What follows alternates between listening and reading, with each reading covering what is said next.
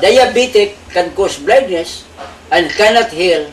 So, if your arms and legs are to be amputated, to save your precious life, so please, see me before being amputated. In other words, save your arms and legs before subjecting to medical amputation because of the theory of science nga diabetic person cannot cure. Then how does science cope up in solving this blindness? Agila ron sa science, una ang operation. Uban surgery, either by laser o kanang medical operation. O uban sa dana, by optical glasses, kanang adjust para sa ato. Is blindness preventable? Yes. Preventable by good child care, nga unta, dili ma-misalign ang bata. So it is the good child care and no misalignment that prevents blindness.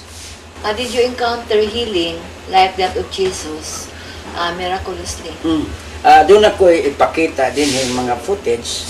Then, doon ay kaayuhan ang ilang mga mata, gumika niya itong realignment therapy. Mokini ang mga footages.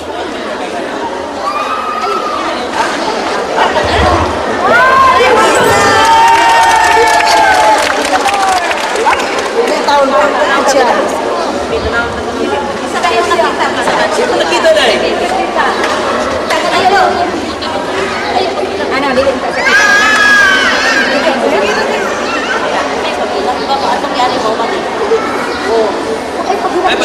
eh. Actually po deh.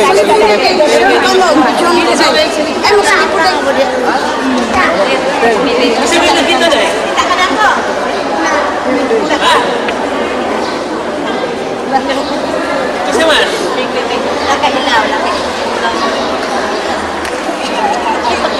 Iba pa may atong gani ka